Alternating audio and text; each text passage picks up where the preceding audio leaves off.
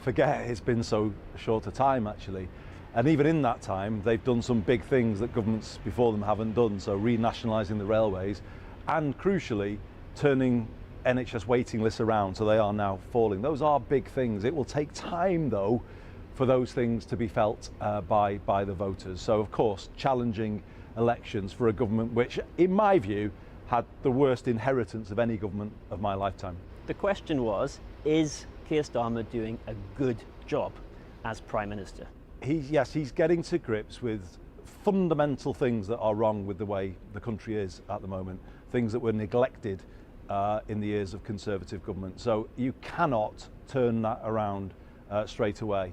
The biggest welfare cuts since George Osborne and austerity, living standards set to fall by the end of the Parliament, according to one analysis, child poverty set to rise by the end of the Parliament, according to another analysis. What is good, in your view, about any of that?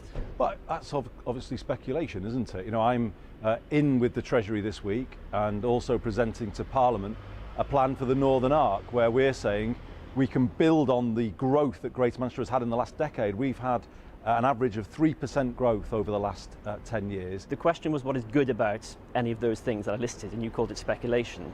The welfare cuts, the biggest since George Osborne's austerity, that is not speculation, that is happening. Do you see any good in that? Well, I've expressed some of my concerns about those changes, and I know there are other Labour MPs who feel the same. You would vote against them if you were an MP now, and you'd be urging fellow Labour MPs to do the same?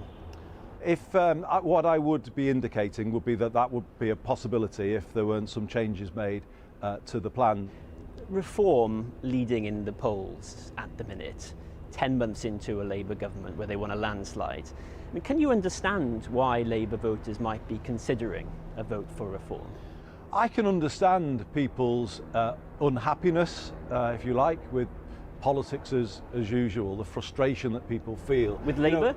Well, you know, in that period, let's say over the last decade, it feels like things have become broken. Don't forget, I left Westminster because I was frustrated with politics as usual down there.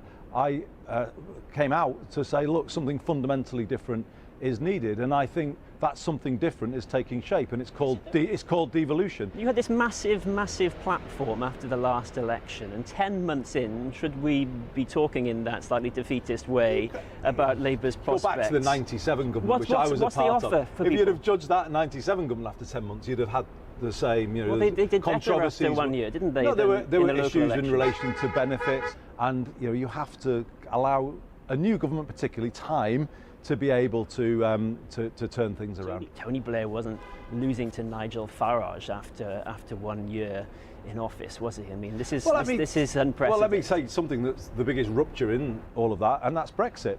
And I think partly what Labour now needs to do is talk more about how that has damaged the country's prospects.